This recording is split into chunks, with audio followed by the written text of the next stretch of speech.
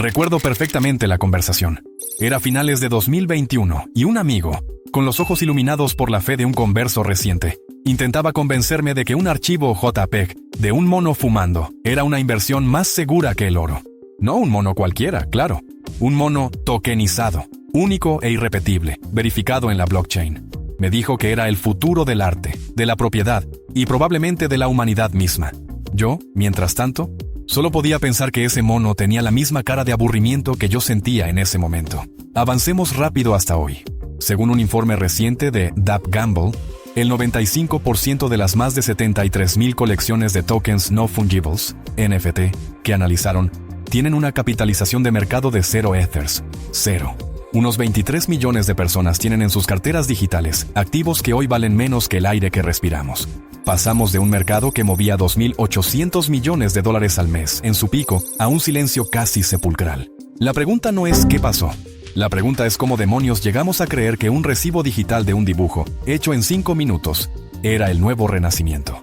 Cómo una industria entera se construyó sobre una base tan frágil que se desmoronó como un castillo de naipes en un huracán. Para entender esta monumental caída, para ver cómo pasamos de la euforia a la ruina, tenemos que desmenuzar este desastre en 5 actos, 5 lecciones de psicología, marketing y codicia, que explican el auge y la estrepitosa caída de los NFT. Abróchate el cinturón, porque este viaje al corazón de la locura digital te enseñará más sobre la naturaleza humana de lo que cualquier libro de economía podría explicarte. Todo comenzó con una idea tan simple como brillante: la escasez artificial. En el mundo digital, todo era infinitamente copiable. Una imagen, una canción, un texto. Podías hacer millones de copias perfectas con un clic, lo que hacía que el concepto de propiedad de un archivo digital fuera, en el mejor de los casos, filosófico. Los NFT prometían cambiar eso. Usando la tecnología blockchain, la misma que impulsa las criptomonedas, se podía crear un certificado de autenticidad único para cualquier archivo digital. De repente, podías poseer un GIF. No el GIF en sí, que cualquiera podía seguir viendo y descargando, sino el original, el token que lo representaba. Los primeros experimentos como los CryptoPunks en 2017 o los CryptoKitties plantaron la semilla. Eran feos, pixelados y bastante absurdos, pero demostraron que el concepto funcionaba. La gente estaba dispuesta a pagar por la posesión de un gatito digital único. Desde una perspectiva de marketing, esto es genialidad pura. Es la estrategia de Beers aplicada al código. Los diamantes no son realmente tan escasos en la naturaleza como se cree, pero De Beers controló el suministro durante décadas para crear una percepción de escasez y por tanto de valor. Los NFT hicieron lo mismo con los píxeles. El punto álgido de esta locura fue la venta de la obra Every Days, The First 5,000 Days, del artista Beeple por $69 millones. 69 millones por un collage de JPEGs. Era como si de repente el mundo se hubiera convencido de que solo podías disfrutar de la Mona Lisa si comprabas un post-it firmado por el Louvre que dijera que era tuya, mientras millones de personas seguían haciéndole fotos. La escasez, aunque fuera completamente fabricada, creó la primera capa de la burbuja. Pero para que esa escasez importe, necesitas a alguien a quien presumírsela. Y eso nos lleva directamente al segundo acto de nuestro drama. Una vez que tienes un producto artificialmente escaso, necesitas crear un club exclusivo alrededor de él. Y aquí es donde los proyectos de NFT más exitosos, como el Bored Ape Yacht Club, demostraron ser maestros del marketing tribal. No vendían simplemente una imagen de un mono de aspecto hastiado. Vendían una membresía. Comprar un Bored Ape no era una transacción, era una iniciación. De repente, tenías acceso a un servidor de Discord privado donde podías codearte con celebridades como Jimmy Fallon, Snoop Dogg o Eminem. Te invitaban a fiestas exclusivas en Yates y almacenes de lujo en Nueva York. Tu foto de perfil en Twitter ya no era un simple círculo, sino un hexágono. Una señal para el resto del mundo de que tú estabas dentro. Estabas en el club. Este mecanismo es una de las herramientas más poderosas de la psicología del consumidor. El deseo de pertenencia.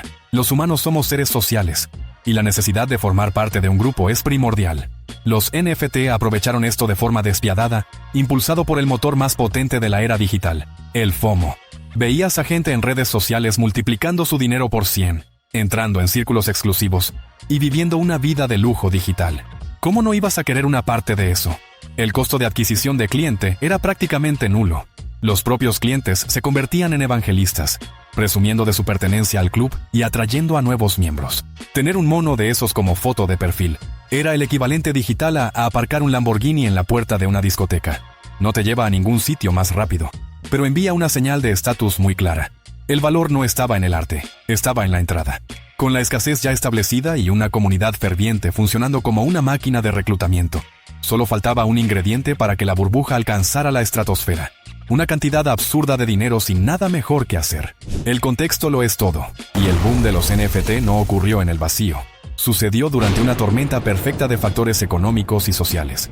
Estábamos en plena pandemia de COVID-19. Millones de personas estaban encerradas en casa, aburridas y con más tiempo libre del que sabían gestionar. Al mismo tiempo, los gobiernos de todo el mundo, especialmente en Estados Unidos, inyectaron billones de dólares en la economía, a través de cheques de estímulo y políticas de flexibilización cuantitativa. Las tasas de interés estaban por los suelos, lo que hacía que tener dinero en el banco fuera poco atractivo. El mercado de valores y las criptomonedas estaban en un rally alcista histórico. La gente tenía dinero en el bolsillo, acceso a plataformas de inversión desde su teléfono, y un apetito por el riesgo que rozaba la imprudencia. Los NFT se presentaron como la oportunidad perfecta. El marketing era impecable. Democratización del arte. Toma el control de tus finanzas. Sé parte de la revolución Web 3. Era una narrativa irresistible para una generación que se sentía excluida de los mercados tradicionales. De repente, no necesitabas un broker, ni un título en finanzas. Solo necesitabas una cartera de MetaMask y suficiente Ethereum para comprar un dibujo de un pingüino con un sombrero de pirata. Se convirtió en un casino global abierto 24/7, donde las fichas eran obras de arte digital, y todo el mundo juraba que tenía un sistema infalible. El sistema, por supuesto, consistía simplemente en comprar algo con la esperanza de que alguien más tonto estuviera dispuesto a pagar más por ello mañana. Las celebridades, pagadas o no, actuaron como el lubricante social perfecto, dando una pátina de legitimidad a todo el tinglado. Pero cuando construyes un rascacielos sobre unos cimientos hechos de puro hype y dinero de helicóptero, solo hace falta un pequeño temblor para que todo se venga abajo. Y los temblores llegaron, primero en forma de una incómoda verdad técnica, y luego como un tsunami de estafas. Aquí es donde el hermoso castillo de naipes empezó a tambalearse. La gente empezó a hacer preguntas incómodas. La pregunta más básica era, ¿qué estoy comprando exactamente? La respuesta, para la mayoría, fue decepcionante. No estabas comprando la imagen en sí, ni sus derechos de autor. Estabas comprando un token en la blockchain que contenía un enlace. Un simple enlace que apuntaba a donde estaba alojada la imagen, normalmente en un servidor centralizado. Si ese servidor se caía o la empresa que lo gestionaba desaparecía, tu carísimo NFT de $1 millón pasaban a apuntar a un error 404. La promesa de propiedad descentralizada y eterna era, en muchos casos, una fachada. Comprar un NFT era como comprar un certificado que decía que eras el dueño de la Mona Lisa, pero el certificado estaba escrito en un post-it, custodiado por un tercero, y la Mona Lisa seguía colgada en el Louvre, para que cualquiera pudiera hacerle una foto. La famosa frase «puedes hacer clic derecho y guardar» se convirtió en un meme, pero encapsulaba una verdad fundamental que los entusiastas no querían admitir. La escasez era una ilusión técnica sostenida por la fe colectiva. A esta fragilidad técnica se sumó un problema mucho más sucio: las estafas. El mercado, al no estar regulado, se convirtió en el salvaje oeste. Vimos los rug pulls, donde los creadores de un proyecto recaudaban millones y luego desaparecían con el dinero. Vimos a influencers promocionando colecciones para luego vender sus propias participaciones cuando el precio subía, una práctica conocida como pump and dump. El caso de Logan Paul y su proyecto CryptoZoo fue emblemático.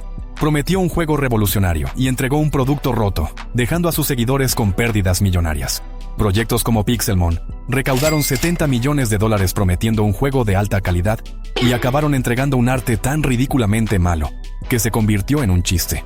La confianza, el pilar sobre el que se sostenía todo el ecosistema, empezó a erosionarse a una velocidad vertiginosa, con la fe hecha añicos y el dinero fácil empezando a secarse. El acto final de esta tragicomedia global estaba servido. El golpe de gracia no vino de dentro, sino de fuera. A lo largo de 2022, el panorama macroeconómico mundial cambió drásticamente. La inflación se disparó y los bancos centrales respondieron subiendo las tasas de interés de forma agresiva. El dinero dejó de ser gratis. El mercado de las criptomonedas, que había servido de combustible para la hoguera de los NFT, entró en un invierno cripto brutal. El colapso de gigantes como FTX no hizo más que acelerar la sangría y destruir la poca confianza que quedaba. De repente, el apetito por el riesgo se evaporó. La gente ya no buscaba inversiones especulativas, buscaba seguridad, y un JPEG de un león con gafas de sol no entraba en esa categoría. El volumen de transacciones en los principales mercados como OpenSea se desplomó más de un 99% desde su pico. Las colecciones que antes valían millones, ahora no encontraban comprador por unos pocos cientos de dólares. El hexagonal de Twitter, antes símbolo de estatus, se convirtió casi en una marca de vergüenza. La fiesta había terminado. Fue el equivalente a la mañana siguiente de una celebración legendaria. Se encienden las luces, la música se detiene, el suelo está pegajoso, y te das cuenta de que has gastado todos tus ahorros en confeti, y que la persona con la que mantuviste una conversación profunda durante horas era en realidad una lámpara de pie. La narrativa se había roto. Sin una corriente constante de nuevos compradores alimentados por el hype y el dinero fácil, el esquema Ponzi implícito en gran parte del mercado se reveló. El valor, que nunca había estado en la utilidad o en el arte, sino en la pura especulación, se desvaneció. Así, la gran utopía de la propiedad digital, la revolución del arte y la promesa de una nueva economía creativa se desinflaron, dejando tras de sí un rastro de carteras vacías y sueños rotos. La historia de los NFT es un caso de estudio fascinante sobre la psicología de las burbujas. Una mezcla perfecta de tecnología prometedora, marketing tribal, condiciones económicas únicas y una buena dosis de codicia humana. No fue una, sino varias burbujas superpuestas que se inflaron y explotaron al unísono.